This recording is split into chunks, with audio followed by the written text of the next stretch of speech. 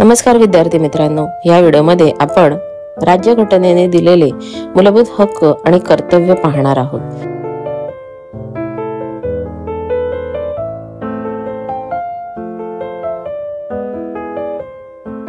मूलभूत कर्तव्य नागरिकांसाठी मार्गदर्शक तत्त्वे ठरवण्यात आलेली आहेत। भारतीय राज्यघटनेच्या 4 क मध्ये ती नमूद करण्यात आली आहेत। खाली मूलभूत कर्तव्य मराठीत दिली आहेत।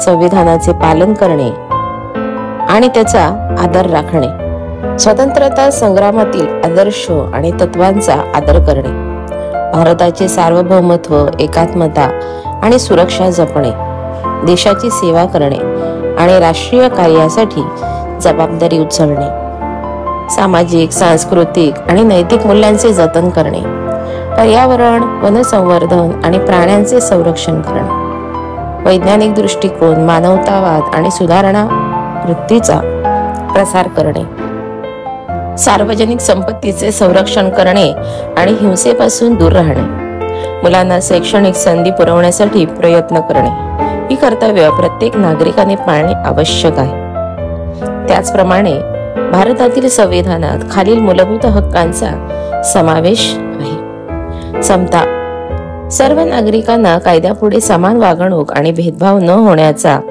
अधिकार। स्वातंत्र्य हक्क, व्यक्ती स्वातंत्र्य, अभिव्यक्ती स्वातंत्र्य, एकत्र येणे, चळवळ करणे, राहण्याचा आणि व्यवसाय करण्याचा हक्क।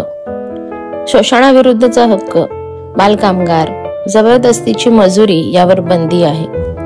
धर्म स्वातंत्र्य हक्क, कोणत्याही धर्माचे पालन करण्याचा आणि प्रचार करण्याचा अधिकार आहे। सांस्कृतिक आणि शैक्षणिक हक्क, अल्पसंख्याक गटांना त्यांची भाषा, लिपी, संस्कृती जपण्याचा हक्क आहे। संवैधानिक उपायांचा हक्क, मूलभूत हक्कांचे उल्लंघन झाल्यास न्यायालयात दाद मागण्याचा अधिकार आहे।